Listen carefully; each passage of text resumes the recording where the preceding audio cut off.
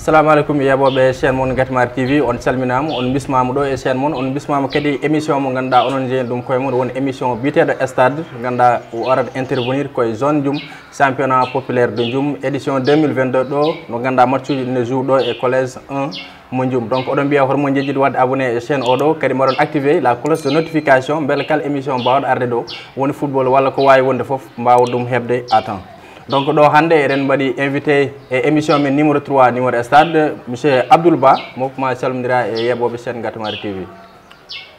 Assalamu alaikum bandiraɓe sehilaɓe yeɓoɓe Gatimar TV ko min Abdoul Ba président ASC Wulade Beeri wande min invité ɗo yede pour émission stade. Voilà, merci. Caggal no keɗi ɗon salminago ganda oɗo woni consultant des jours men hande e nder émission men hande numéro 3 les grands points men gar et grand format de la poule A so pari le grand technicien Maki Bokar Sall mo adden men le tableau des scores après yimɓe garte plateau o yimɓe keɗo décortication mo ganduɗa ko ɗum consultant men de jour adden men ko fate poule A so pari men ketto les interviews woni ƴettaɓe après match woni les capitaines walla jour aji ganduɗa ils ont fait un grand match sen pari men consultant men kadi ma artu hen seeɗa o adda hen yiyande makko ko ganduɗa ko ɗum woni ko waɗa débrief ko noon kadi yimɓe mbaɗirta ɗo e poule B guddirten émission men ko hande ko fate classement des poules de la poule A et de la poule B ko ɗum woni ko uddata hande émission men stade numéro 3 donc ɓoyta ko le grand technicien Maki Bokar Sall min nawnuma ñagoma gaddana amen grand format de la poule A yimɓe jeeɓa match uji bonnoɗi ɗo nete joni joni yimɓe garta e plateau men.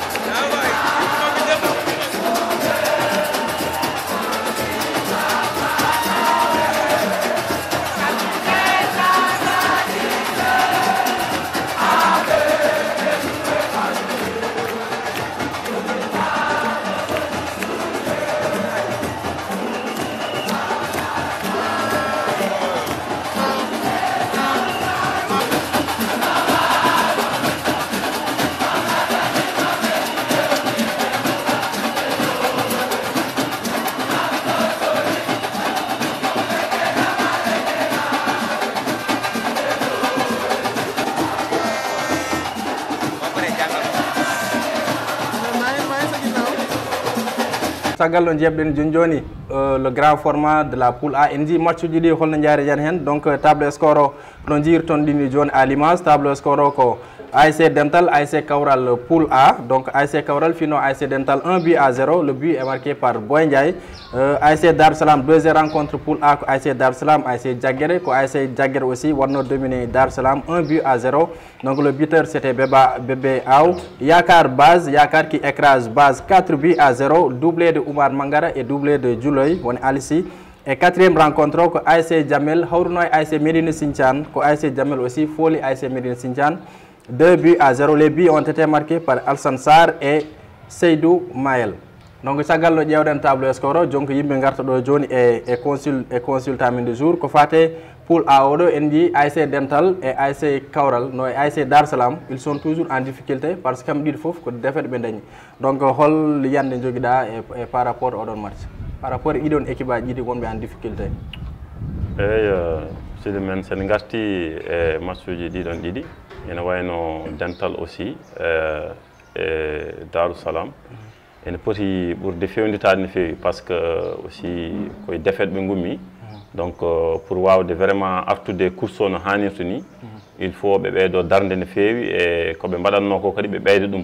kadi ɓe mbasa wadde découragé ɓe ɓeydo kadi tinnade dal pour match uji paaɗi ɗi matma ɓe garte course o ha no hannirta ni exactement kadi eɗen ciftinode yimɓe ɗiɗon équipe aji ɗiɗi aɓe jeeya e fotɓe yaade représenté les Ndioum et phase départementale donc aussi ASC base toujours ils sont en difficulté parce que Yakar waɗi écrasé presque 4-0 est ce que cikkuɗa base après 3 matchs 3 défaites eɗen mbawi artude e course o e ha joni ena gasa ɓe garte course o ko ɓeydade fewnita tan ko gonga ni kamɓe piyama score uji musɗi no fewi parce que comme no ɓe garduno ni pour la première fois kam eɓe garduno e doole kono hikka kam sen jii vraiment darde mabɓe en ɗeeɓi wadde faible seeɗa ɓe ɗeeɓi ruttade caggal kono ko yoɓe ɓeydo tan darnude koyɗe ɓe ɓeydo kadi aussi kadi tinnare mbasa wadde découragé pour match uji keddiɗi ɗi kam tawde par ce que ɓe keddora hedde 4 match somi jumani pour ɓe ɗiɗon kam ɓe mbaɗa feere kam moom vraiment pour heɓe weeɓata ni kono kadi ko tinnare tan pour 4 matchs keddiɗi ɓe mbawa kam vraiment dañde victoire aussi weɓata no mbiɗani par ce que ñanen base dernier match o ils sont venus avec 14 joueurs ɓe gadi est ce que wona probléme effectif base jogui toɓe gonɗo eyyi ɗum nani hen par ce que 14 joueurs aussi kadi ɗum sirani nawde terrain dal par ce que surtout kadi aɗa umme défaite aji mbaɗi ni donc sa addi effectif mbaɗo ni ne wawi addandema caɗele donc weeɓata kono yoɓe nanggu hen tan kadi ɓe jogo hen hoolare dal inchallah mais aussi ASC Sengare ASC ganduɗa ko hikka waɗa créé woni Medine Sinthiane en di entrée ji mabɓe soɓe gara stade presque engouement parce que c'est la seule équipe mo ganduɗa ne ara stade taw ko bus addat ɗum depuis ɓe puɗɗi ha joni mais d' après tout ça préparation ngam o foof Medine Sinthiane ronki dañde victoire ha joni et aussi ils ont perdu devant Jamel 2-0 ɓe mbaɗi perdre est ce que oɗon Medine Sinthiane rythme moɓe jogui o est ce que mbawi ɗum continue toɓe gonɗo eyyi ene ɗeeɓi fayinude seeɗa saabu premier match mabɓe o noɓe gardine vraiment kadi aussi yimɓe belti par ce que kamɓe tan ko noɓe tan fuɗɗi ko e premier match tan yimɓe jiihen football kam labtude yimɓeɓe jii vraiment noɓe gardi koye doole équipe o ene timmi guila e gardien hay foof kono match mabɓe deftude hen o wayno kono ɓe goni koye wadde régressé dal ɓe garduno ko doole kono way kono ɓe goni koye tellade te ɗum kam aussi kadi moƴƴani équipe dal eyyi ko ɓe gummi ɗon hen ko match nul ɓe deftino match nul goɗɗo kadi ɓe ala ɓe défaite Jammel fiɓe 2-0 e match mabɓe kadi heccanki kadi ko nul aussi donc kamɓene engouement comme no mbiɗani ɓe gardata ni kadi so wonti hen e ɗeɗo caɗele kadi ene ɗeɓa hamnade seeɗa quoi par ce que e dépense uji ɗi ɓe mbaɗata ɗi e pour arde so tawi ɓe puɗɗirnoma tan vraiment e premier match mabɓe no yaari ni aɓe dutto caggal tan ɗeɓata hamnade seeɗa no fewi donc kamɓene il faut ɓe jeema ƴewtade entraînement mabɓe o e foof ɓe ɓeydo hen softede no fewi dal way comme no ɓe jaɓani fuɗɗorade no équipe fuɗɗorto ni par ce que équipe le plus souvent so ari no woni kesso heewi ko yaade woni fiyede ne arta en darto mais kamɓe hikka ɓe gari tan par ce que no min jeehide émission min mi-temps entraîneur o holliti kamɓe hikka ɓe gari ko ƴettude championnat o selon an est ce que ɗum ɗon est ce que en nanni quoi kono mbiruɗa ni tan équipe kam heew ko arde ene faibliɗi ene yaaha petit à petit ene monta kono sa yi way kono ko ɗeɓi junnitade donc ko haalno ko hen wadde kanko entraîneur o ɓe gaari ko ƴettude kubo donc sa yi e match uji mabɓe jawtuɗi ne mbayni wadde ɗeɓat faynude ne feewi dal donc ene ɗeɓi faynude ne feewi kono aussi ha joni gasani aɓe keddora 4 match ko yoɓe ɓeydo tan vraiment kadi wonde course o ɓe kadi totta ɗum haqqe mum no timmiri ni entraînement o e foof. Voilà, merci beaucoup. Tagal no kedden consultant men mo ganda on rappelle aussi c'est le président de l'ASC Oulade Beir monsieur Abdoul Ba hande kanko jabbiɗen ɗo e émission men stade numéro 3 donc no kedden des analyses joni eɗen jaaha yimɓe namno le grand technicien o adden men les interviews ɗi ganda ƴettamo toon e match uji 4 match journée e poule A au niveau de la 3e journée joni yimɓe garta e plateau men. fii moom soo joué da ngay bëgg a gagné nga football nag 3 matchs am 2 matchs nuls ak benn défaite donc su doon poule de 4 instant yi da ngay yaa ngi nekk donc comme match yi des na ñu jël match par match rek comme li ma waxoon keroog. waaw supporter leen encouragé rek wax ne supporter dafa metti mais ñun tamit ñuy dugg ci terrain bi dafa metti loolu ñun tamit ñuy comprendre loolu victoire défaite ak match nul moo ànd comme tey défaite lañ am jéem a defar waat rek match yi di ñëw ñu tey bon marso comme d'habitude marso compétition mi jaggan wona oɗo marche tan min mbaɗi préparé presque compétition fof min mbaɗi préparé oɗo min visani oɗo marche tan ko compétition fof ko coupe o min visat coupe o min cihuɗo ɗum tawi marche o min jagguirta ɗum ko marche garɗo fof nomin jagguirni marche oɗo nomin jagguirta marche goto joni fi waɗani men ka ɓe piyata men hannde janggo min piyat ɗum waɗani ka waɗani men hay probléme goto eyyi mbiɗa wiya noon décourage bonne continuation yo tournoi joni fuɗɗi haydara gasani taw. Donc pour l'instant, je suis qualifié, mais quand même, il y a une course mondiale. Parce que 2 victoires et match nul pour l'instant, 3 matchs. Donc, avantage mondial. Match au Moussi, Bangué, il faut qu'on ait dernière minute, on marqué 85e minute. Et match au Moussi, parce que l'équipe m'a de respecter, d'autant plus Rawane quand on fait match de poule, Hikar Minkaouri, on me dit que l'équipe mondiale athlétique, avec jouer surtout avec jouer balle. Donc, mais comme j'ai l'habitude de dire, comme l'équipe mondiale aussi, min jeemi wadde gérer temps fort mabɓe à un moment donné mbaɗi amen sappo muusi amen no feewi kadi ko équipe moƴƴo min jogui vraiment équipe moƴƴo mbeɗa waɗa ɓe encouragé mais quand même ko occasion min dañi comme min dati kewɗi kamɓe ɓe dati minen min dañi hen dañe après mbaɗa exploité min marqué manquement seeɗa quoi eyyi no heeɗi réglage uji mo gandanɗa hoore ma pour réglude ko ɗum manque hen eyyi kono amen préparé ɗum wax degui yallah kono rek ko noytan won ɗo te kadi hamko champion o kadi waɗata haqqille no feewi quoi ɗum saabi kadi affaire o muusi quoi eyyi ko ɗum rek mais ko saabi on markani biruji kewɗi te on markani biruji kewɗi ko attaque mon manque walla défense mon moƴƴi walla holɗum eyyi ko liggoy attaque o manque hay entraînement ko ɗum min mbaɗatno sah ko ɗum min liggotono kadi ɗum ɓuuri wawde liggade kadi kono ha joni ɓe donki nanodirde quoi te kadi attaque o kadi heewi kadi hoɓɓe arɓe hen e équipe o quoi ko ɗum saabi kadi affaire o wayni hen premier deuxième match c'était difficile waɗi min dañani hen dañde victoire mais hande aussi au début min nangui ɗum au sérieux Allah waɗi min jaawi markude bon plus min jaawi markude nak min goni à l'aise min mbaɗi déroulé min joué jeu amen Allah walli men kadi min marque 2 buts goɗɗi deuxième mi-temps ɗum tawi match o wadde facile quoi mais wona sans préparation wona hayta no mbaɗa noon préparé rek noon min mbaɗi préparé ha joni oɗo match par ce que match il faut nomin nanguirno ɗum noon min nanguiri oɗo match quoi après noon min gono waɗ préparé match men garo o comme ça min gona waɗ déroulé amen jirtodira koye men et tout avec des combinaisons et tout min joué 3 matchs min dañi hen 3 défaites ken Moussa fe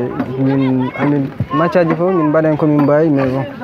finalement ko défaite rek min dañat hen o joni moom affaire o hulɓini seeɗa min dañi 3 matchs 3 défaites mais n'empêche min keddora 5 matchs mais essaye wadde redoubler d'effort tuuti puulo inchallah nder match o ko ala 7e minute ɓe dañi premier but hol caɗele jogui noon habbito yawinade bon comme jiruɗon match o ni premier but o bon premier mi-temps ha min jogino probléme défensif surtout côté droit o seeɗa ɓe mbaɗi profité on ɗon faade nayni ɓe profité marqué 2-0 premier mi-temps ɗum tagui hamin jogino probléme défensif rek tagui affaire o waaw gis nga tey match bi boo xoolee tey suñu premier mi-temps ñu ko footballé baax na mais deuxième mi-temps bi daal bi ñu defee ay changement ci la gars yi xaw a bàyyi quoi malheureusement dernière minute ñi am ñaari bi gagné match bi noonu la demee quoi. lan mooy seen problème défense bi mbaa attaque bi lan la. waaw man gis naa ne moom problème bi moom xam naa sans kii dañuy sonn daal il faut ñu yokkaat entraînement yi pour gën a mën a serrer affaire yi ndax boo gisee premier mi-temps bi ñu def moo gën deuxième mi-temps bi nga xam ne physique bi daal mën naa ne moo manqué quoi mais il faut ñu dem defarojuwaat ñëw gañewaat parce que affaire yi des na daal des na lu bëri boo xoolee ñaari match lañ joué gun des na ay 6 matchs. bon affaire o ko waɗi fof Allah yettama min jetti aussi jignaɓe amen min jetti aussi supporter uji amen e 3 match 3 victoire alhamdulillah rabbil alamin kono noon ko championnat amin keddorama on 6 match eyyi foof no wawi kewde hen ha joni min jokkat golle rek min mbatta e koye amen min mbaɗi qualifié hunde ne heddi mais ko préparation mon wayno walla équipage pottuɗo ndi famdi dole non wona équipage ɗum jogumi équipage fof potti de préparation rek e jogade hennete fimde aussi mais équipage jumi fof poti sagal nde jeeɓen les interviews ɗo ganduɗa en ƴetti ɗum to collège 1 mo jum ko fade 3e journée ganduɗa les capitaines se sont prononcés so jeeyi capitaine ASC Base kanko même no haalere nde il se sentait trop découragé e ko fate ko match uji mabɓe ɗi no yaari ni e foof donc kamɓe fof ɓe ɓuuri wawde artude tan ko soɓe jeehi maɓe pewdito pour ɓe mbawa artude au niveau de la course won équipe aji ɗi foof ɗum ɗon hol analyse mbawɗa hen addude eyyi ɗum ɗon si ko fandade moƴƴere par ce que kolliti ɓe mbaɗani découragé o kadi capitaine aussi kadi kañum huufi équipe e nder terrain donc so haali ɗum aussi ko ɗum faddete mum dal pour kadi jour uji mum koye makko ndewata eyyi mawo ɓeydo kadi hokkude ɓe courage ɓe mbasa wadde découragé o ɓe pewndito donc gummi koye défetaji aussi kadi ko match ko noon tan a fiyat piyeɗa walla match nul donc sa fiyama aussi a jaaɓi a fiyama sa ruttitima kadi aussi e mbaɗa hakkille ma ka poɗɗo fewnitade pour sa arti match uji keddi ɗi mbawa hen yaltude donc ɗum ko fandade moƴƴere dal c'est vrai donc merci beaucoup joni joni en paari arde joni ko fate poule A on jeeɓi match uji bonno toon e poule A également on keeɗima kadi consultant men du jour ko haali hen on keeɓi également les interviews joni joni yimɓe jabanta ko poule B ƴeewen le grand format donc yimɓe ƴeewa joni joni les images ƴeewen hol match uji journo toon ñande hen to collège 1 mo jum 3e journée ko fate poule B après yimɓe garta e plateau o joni joni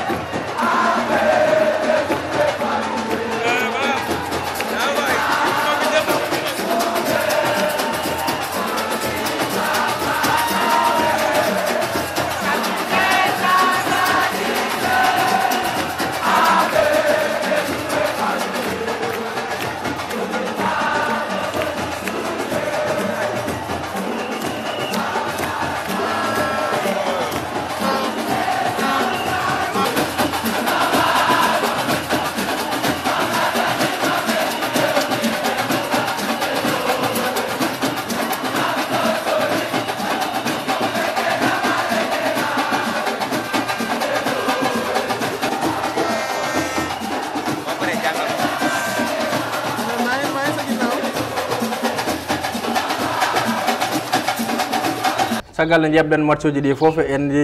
le tableau de classement comme no jiiruɗon ɗum ni à l'image. Donc poule B ko ASC Oulad Beri ASC Médine ko Oulad Beri fi 2 buts à 1. Les buts ont été marqués par Habib Sy ASC Oulad Beri, Megoussi Oulad Beri et Papa Bey kanko marqueno but ASC Médine Niang. Donc deuxième rencontre ko Dande Legnol et Sinthiane. Donc ko Sinthiane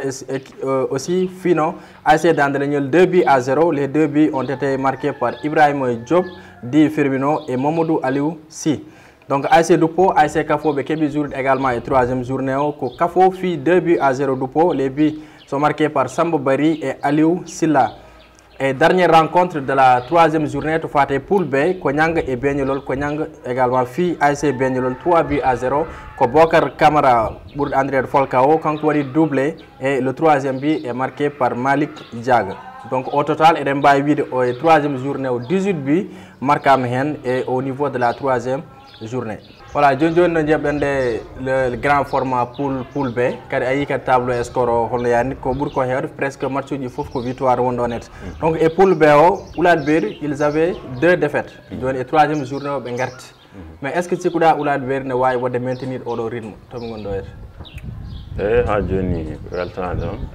puis on va rectifier. Ma match Oulad Beri Médine Niango, 2-1, premier bio ko Habib Sy et deuxième ko Megoussi pour André de Ozil. Donc Oulad Beri n'a eu 2 défaites certes. Donc on a équipe moƴƴani kono ko mataw won errage tan kadi keptoto di équipe dal. te ko be garti ko be kolliri aussi way so joudi ko wona équipe kadi dum do parce que on équipe wonno finaliste so mi jumani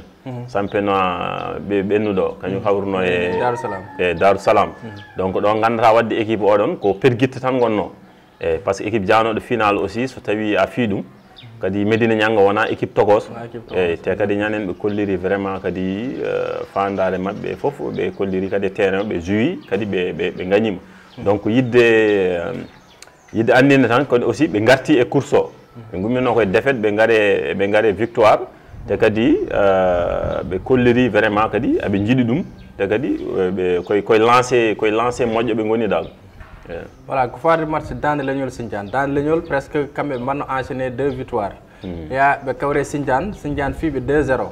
On rappelle aussi que match oron ko match retard wonno ko premier be joué dum. Mais est-ce que ci guda Dande Legnol be marani sous-estimer Sinthiane vu que Sinthiane hikka équipe o fof ko jeune ngoni hen. So on a aussi le retour de Ali Pam wadi hen impacté cede. Mais est-ce que si Dande Legnol ñanen be marani sous-estimer ASC Sinthiane? Dum non kam wasata hen wonde certes parce que équipe o ene heewi sukabe parce que adiya won hen jouruji taw presque e corpulence mabbe abe potay won hen kadeji jouobe ni walla hay won hen kadeji ni burabe corpulence man sikki kadi aussi hay le fait que be joue première heure aussi ene wadi hen impacté parce que équipe aji di kewani joude heure baado non e nguleki men ki don kadi aussi ma sikki dal Sinthiane buri be wadde adapté e joude e odon heure dal e yandam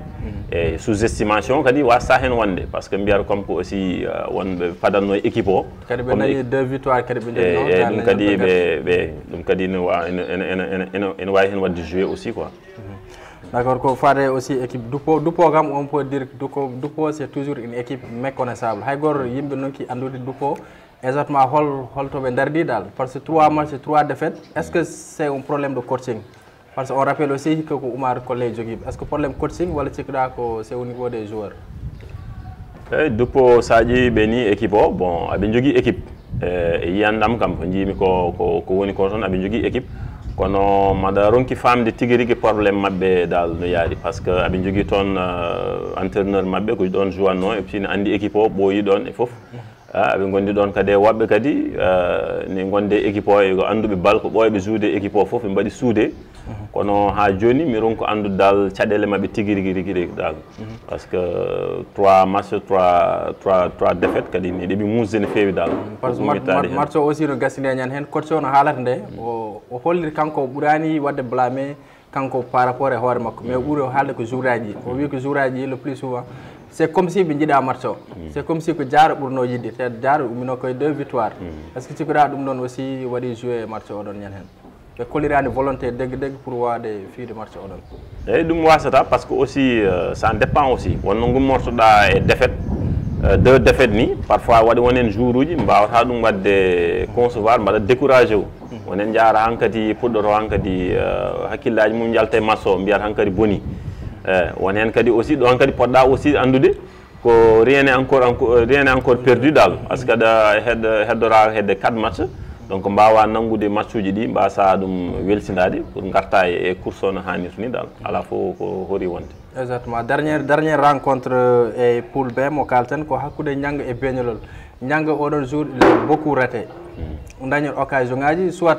ɓe passodirta walla surtout bano Javi par exemple le capitaine de l'ASC Nianga on kam presque wira marquera bi kañum ara ha e camp fiye walla passe kañum ronki markude ñan hen est ce que sikkuɗa Nianga rokki respect degg Beñolol no pour ɗum rokkirde pour ñan hen match o no yaari ni eyyi Nianga no wawi wiide comme aussi ko équipe mawɗo joudar koye Beñolol aussi wawi ɗum wadde sous estimé mbaso rokkudeɓe respect mo pour ɗum foof nani hen mbiyatma ro équipe o ari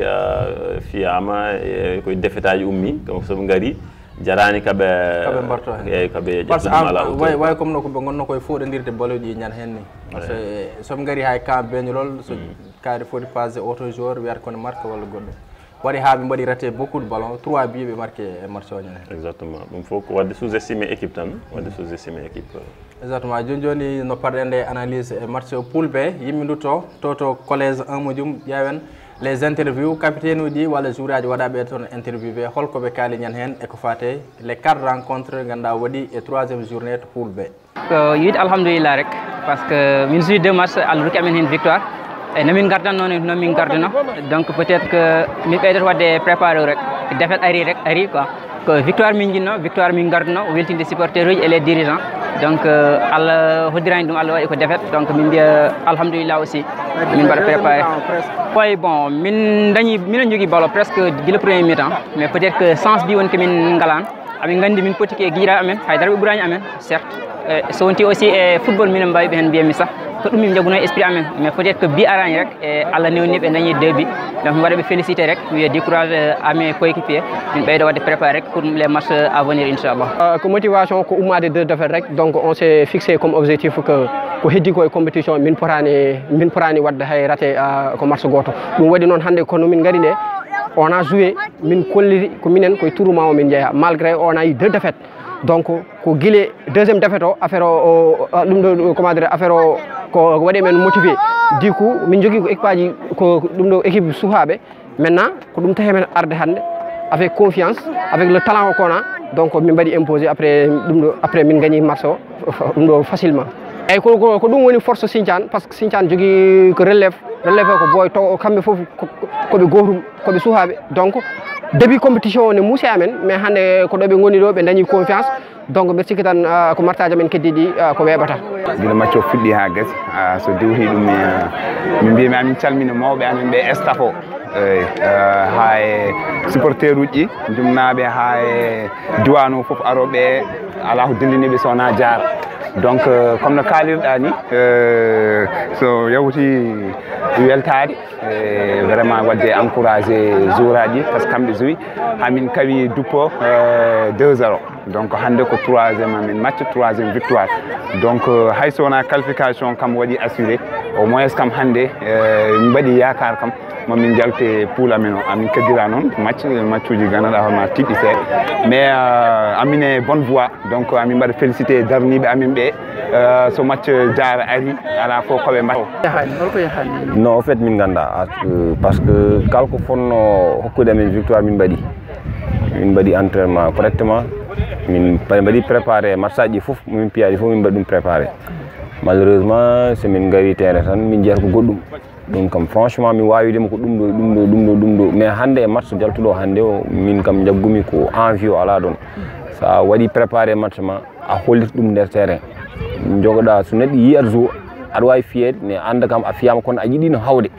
mais malheureusement ko ɗum hande woni komin jiyani e jour aji amen envie o yidde nde gagnade ɗum woni ko alano henen quoi min e ko jiimi e match o noon quoi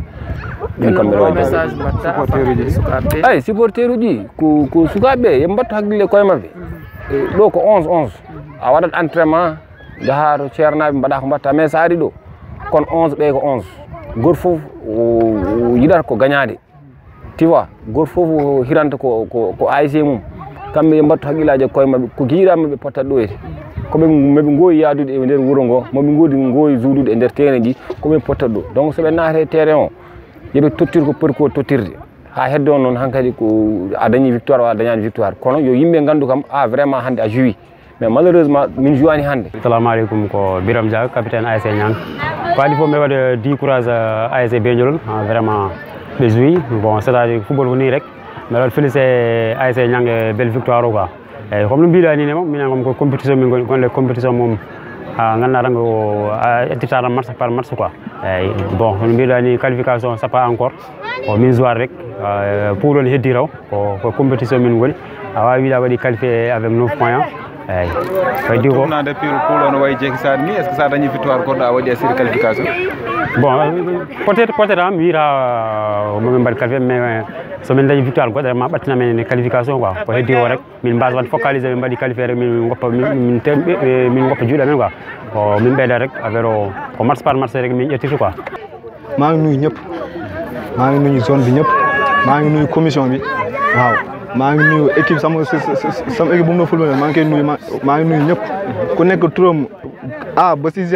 bàyyiwum kenn waaw gis nañu lii fair play la waaw ñun ñëpp dëgg rek la ñuy wax gis nañu lu xew si terrain voilà ñun dañu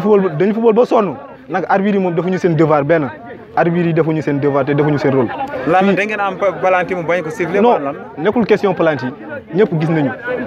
xam nga ñun dañoo ñëw pour bokk pour neexal affaire bi kese nag affaire yëpp dañ ko war a teg yoon parce que gis nañu arbitre day souffler loo xam ne mooy loolu suñu jour day génn milieu terrain mu ne hors-jeu loolu yëpp gis nañ ko ak carton rouge bi nii lii jaru carton rouge mun na ko ñëw mu calmer ko waaw intention la xam nañ intention la nag na ko ñëw calme gis nañ dañu gis danger yu gën a garaaw yi da koy ñëw calme jox ko carton jaune pour avertir mu ne ko moytul waaw nag arbitre yi defuñu seen rôle te man fii lu mu gis fi lii sama premier match ba 3e match défaut yi si arbitre yi la waaw zone moom suñu waxee dañuy créer zone normalement arbitre warul jóge ci biir commune Ndioum fii arbitre neutre la ñu war a andi joni joni keɗiɗen les interviews presque la même chose kamɓe fof ɓe keewi haalde tan ko gotum somin jeehi on va se préparer min garta sauf le coach de l'ASC Duppo mo ganduɗa kanko ñan hen ko jour aji makko o c'est comme si voilà o waɗiɓe blâme no fewi ñan hen c'est comme si ɓe ɓuurano yidde match o donc ɗiɗon équipe aji ganduɗa fof piyama est ce que ɗo ɗamini vraiment aɓe poti wawde artude e course o par rapport les interviews ko kedden koɗo joni eyyi ha joni ko fewnitade tan par ce que aɗa wawi fuɗɗirade départ mo fewani mais e nder hen aussi jaa ha garta kadi e course o mbaɗa relancé o garta no fewi dal kono aussi il faut ko waɗa une volonté manifeste à l'endroit des joueurs aji kollira ɗum kone jiiɗi bien vrai que piyama kono hatta ha joni ene jiiɗi match o ene kadi ene gongdini kadi aussi ɗo wonɗo payi dal eyyi wonɗo payi. Ok, merci beaucoup. Consultant du jour. Je rappelle que c'est M. Abdoul Ba, président de l'ASC Oulad Beri, qui aussi c'est un membre CDR de la zone de Ndioum. Donc, je rappelle les meilleurs buteurs du tournoi après la 3e journée. Oumar Mangara 3 buts, ASC Yakar, et Falcao 3 buts de l'ASC Niang. Seydou Thiam, ASC Djamir aussi, il a 3 buts. Aboubakri Diallo, 3 buts de l'ASC Dandelegnol. Il y a aussi Boyendia, il a 2 buts, ASC Kaural, Mam Seydou 2 buts, Jagere. Mohamed Sal, ASC Dental aussi, il a marqué 2 buts. Alissi Bourandrer Indi Djouloy également, il a marqué 2 buts. Et Alucio, ASC Dandegnon, ils ont 2 buts. Donc, nous avons le classement des meilleurs buteurs pour l'instant. Johnny Mendiab, le tableau des classements. Classement poule A, d'après la 3e journée, ASC Djamel 9 points plus 5, Jagger 7 points plus 3, Kaural 3e 6 points plus 3, ASC Yakar 5 points plus 4, ASC Dental 2 points moins 1, ASC Dar Salam 2 points moins 1, ASC Medini Sinchan 1 point moins 2, ASC Alwar 0 point moins 4, ASC Base 0 point moins 7. Donc nous avons un classement Muganda et nous avons to faté poule A au niveau de la 3e journée. To poule B aussi, ton ASC Kafo 9 points plus 0, ASC Nyang 9 points plus 5, ASC Dandelegnol 6 points plus 2, ASC Medine 6 points plus 1, ASC Sinchan 3 points plus 0, ASC Oulad Beri 3 points moins 1, ASC Dupo 0 points moins 4, ASC Benyolol 0 points moins 10. Donc au tableau score udno hande émission men mo ganda stade numéro 3 joni mi gartir Kongol et consultant men du jour maynodira e yebobe chaîne Gatmari TV. chaîne Gassama TV ko wonti weltare no feewi vraiment e plateau kadi e ñaganade mon aussi kadi chaîne o kadi lawa ha ɓuruɗo aussi.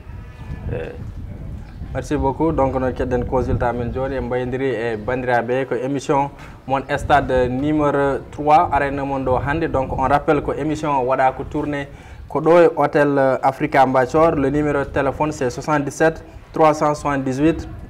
17 19 77 378 17 19 hôtel gondo do e Ndioum non loin de la route nationale do to Chere Galle Elage Amour Kane Diallo. Donc on remercie aussi la gérante Madame Si et on remercie également le facilitateur mo ganda kalno équipe Gatmar TV ari do wadde tourner kanko warade fof mettre en place woni Mambou mo ganda également que c'est un joueur de l'ASC Dande Legnol. Donc on remercie tout le monde. Donc wonno caméra wonno ton ko Maki Bokar Sall et Momo Wat.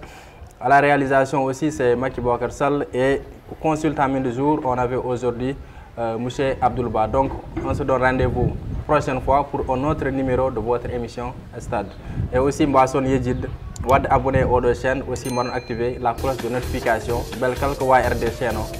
on va se montrer.